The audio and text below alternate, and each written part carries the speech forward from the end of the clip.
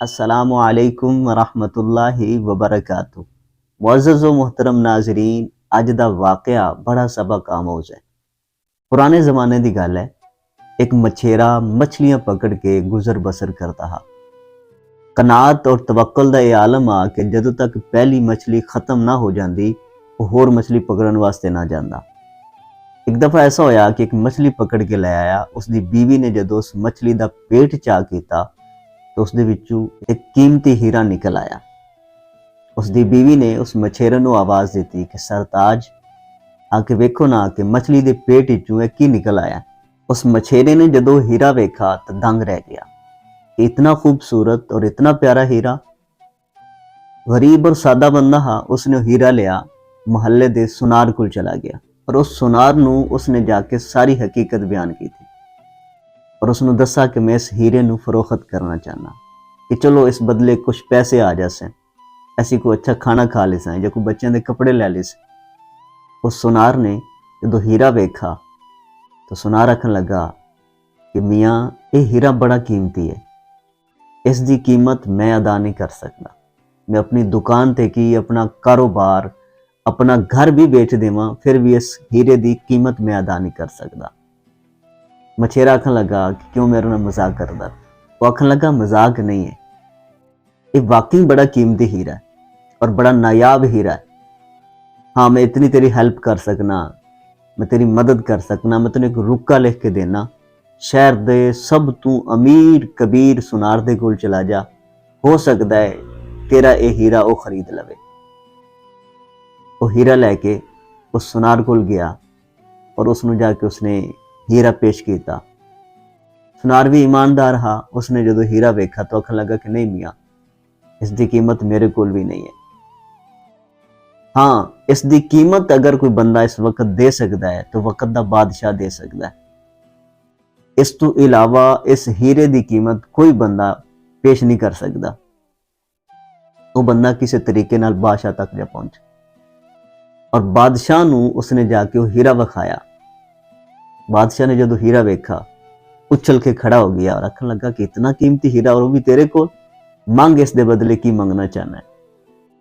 तो आखन लगा कि बादशाह सलामत, मैं गरीब बंदा, मैं की मांग सकना, अपनी मर्जी नाल ही कुछ अता कर दे। तो बादशाह ने आखा कि फिर इवें कर, मेरे खजाने चला जा और तेरे को 6 घंटियां की मोहलत है, ना इस तो कुछ घट होना है ना इस तो ज्यादा होना है। 6 घंटे तेरे को टाइम है और इन 6 घंटों के विच जितना कुछ तू उठा सकना है ना उठा ले।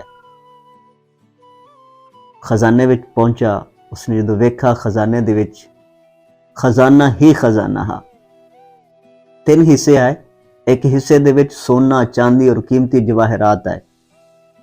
दूसरे हिस्से दे विच मखमली लिबास और चादर आईयां और तीसरे हिस्से दे विच बहुत ही पुरतपाक और बड़ा लजीज खाना हा। ऐसे ऐसे खाने आए कि जेडे उस बंदे ने कदे सोचे भी नहीं है। वो मछेरा जाके सोची पै गया कि मैं इब्तदा किथों करा, पहले खाना खा लवां, पहले बिस्तर उठावां, पहले सोना चांदी उठावां।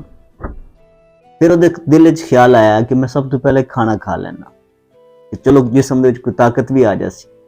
और खुशबू ऐसी आई कि उसनों पागल कर रही है खाने की।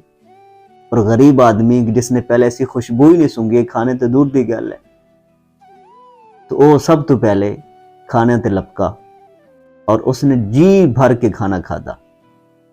जदों पेट भर के खाना खा लिया तसल्ली दे नाल, तो वापस आया और मखमली कंबल, रजाइयां, बिस्तरे और चादर वगैरह उसने जो हाथ नाल टो के, मस करके, टच करके वेखियां। फिर दिल च ख्याल पैदा होया कि कितने नरम, कितने गुदाज बिस्तर हैं, मैं ऐसा करना कि थोड़ी देर दे ते आराम कर लेना। फिर उस तो बाद मेरे को बड़ा टाइम पिया खजाने वास्ते, मैं सोना चांदी उठा ले सा जितना उठाना है, पैसे उठा ले सा जितने की जरूरत हुई। तो ये सोच के वो थोड़ी देर वास्ते उस बिस्तर ते आराम करन वास्ते सौ गया। जदों नरमो गुदाज बिस्तर ते सुता, वो बंदा कि जेड़ा चटाइयां ते सवन वाला हा और उसने जदों पेट भर के लजीज खाने खा ले, नरमो गुदाज उसनों बिस्तर मुयसर आया, और जिवें ही लेटा उसकी अख लग गई। ऐसी अख लगी कि जो 6 घंटे ਉਹਦੇ ਕੋਲ मोहलत दिया ना, 6 ਦੇ 6 घंटे उसने समन ਦੇ ਵਿੱਚ गुजार ਦਿੱਤੇ। कुछ घंटे या कुछ टाइम उसने पहले जो सर्फ किया खाने ਵਿੱਚ ਉਹ ਉਸ ਤੋਂ ਇਲਾਵਾ ਉਹਨੇ समन ਵਿੱਚ बाकी टाइम गुजार ਦਿੱਤਾ। ਜਦੋਂ 6 घंटे पूरे हो गए, बादशाह ਦੇ सिपाही अंदर दाखिल होए, उसने पकड़ा, चौड़ी तो पकड़ के बाहर खजाने चो कट देता कि मियाँ जा, तेरा टाइम पूरा हो गया, निकल जा। वो बंदा चीखा चिल्लाया कि मियाँ मेरा बड़ा टाइम बनांदा। उन्हें जी 6 घंटे तेरे पूरे हो गए, ना इस तो तेन ज्यादा टाइम दिता गया हा, ना इस तो कम दिता गया, लिहाजा हुण तू कोई चीज नहीं उठा सकता।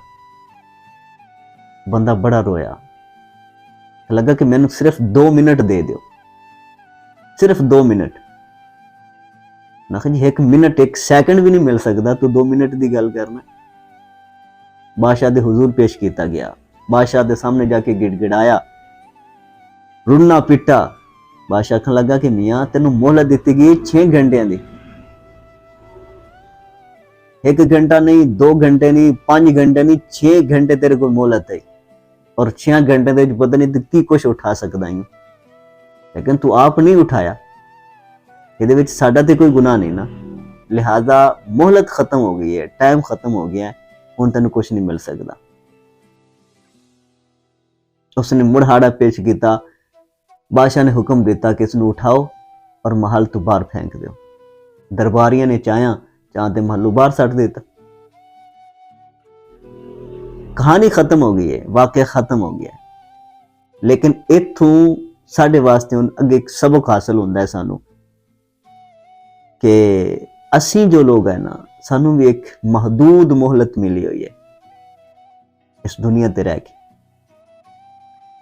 इस कहानी दे असी भी मछेरे हैं, असी भी सिर्फ वो जिहड़ा एक खजाना ना उस दे विच आ गए हैं, और असीं सोची पै खलोते हैं कि असीं सिर्फ खाने ते ही फोकस रखना है या समन ते फोकस रखना है, या कुछ कमाई भी करनी है, या तो कुछ लैके भी निकलना है। अगले जहान नेकियां तो इलावा कोई शै नहीं चलनी, इत्थे असीं नेकियां कमाउण वास्ते आए हैं। साढ़े को बड़े सुनहरी मौके ने कि असीं नेकियां कमा लीए, कुछ ना कुछ हासिल कर लीए, और साढ़े को एक महदूद मोहलत है, उस मोहलत तो ज्यादा सानू 1 मिनट नहीं मिलना। उस मछेरे वाले गल से अगर रोंदे पिटदे भी रहे ना, सानू 2 मिनट और दे दो, नहीं मिलने। जो टाइम है फिक्स वो टाइम ही है, बस इस तो ज्यादा टाइम नहीं मिलना। इस कहानी दे असीं भी मछेरे हैं, इसी टाइम जाया कीती जा रहे हैं। अगले जहान जो रब की बारगाह च पेश होना है, अल्लाह के हुजूर पेश होना, तो सिर्फ नेकियां चलनियां, और इस दुनिया ते असीं नेकियां कमाउण आए सी। लेकिन असीं उस बादशाह के खजाने वाली कार इस दुनिया दे विच जदों आके बड़े, असीं भुल गए कि असीं कुछ अगे वास्ते भी करना है। रमजानुल मुबारक दा महीना है, मुबारक घड़ियां, अल्लाह ताला दी रहमतां दी बरसात हो रही है, अजे भी असीं नहीं जागना, तो कदों जागना है? जन्नत विच भी जाके ना, जन्नत ऐसी जगह है कि जिथे जाते ना किसी भी बंदे नूं परेशानी नहीं होएगी, अफसोस नहीं होएगा। लेकिन जन्नत विच भी एक ग्रोह ऐसा होएगा, या कुछ लोग ऐसे होंगे कि जिन्हां नूं अफसोस होएगा। वो पता है किहड़े लोग होंगे? जन्नत दे विच सिर्फ एक अफसोस होएगा, दुनिया ते जिहड़ा लम्हा बंदे ने नेकी कमावन तो बगैर गुजार दिता, अल्लाह दे जिक्र तो बगैर गुजार दिता, उन्हें इस लम्हे का अफसोस होगा कि काश उस लम्हे भी मैं कोई नेकी कर लैंदा। सावां चलदियां पईयां, मोहलत मिली हुई है, साढ़े 6 घंटे ये मौके नहीं है, सानू जाग जाना चाहिए है। और इस कहानी तो ये सबक हासिल होता है कि अगर वो बंदा वो तू खजाना हासिल कर लैंदा, तो इस तरह के कई खाने वो बाहर आके खरीद सकता है, खा सकता है, इस तरह के कई बिस्तर वो अपने बना सकता है। साड़ी मिसाल ही उस तरह है कि अगर असीं इत्थे नेकियां कर लईआं तो अगे जन्नत दे विच सानूं सब कुछ हासिल हो सकेगा। लेकिन अगर असीं सौं के गुजार देती, ज़ाया कर देते 6 घंटे अपनी जिंदगी की मोहलत, तो फिर सानूं कुछ नहीं मिलेगा। हुक्म होगा कि इन्होंने उठाओ, घसीट के इन्होंने बाहर सट दो। अल्लाह तबारक व तआला अमल की तौफीक अता फरमाए। चैनल नूं सबसक्राइब कर लो, वीडियो पसंद आए तो इसनूं लाइक कर देता करो, अपने दोस्तों के नाल वीडियो नूं लाजमी शेयर करिया करो।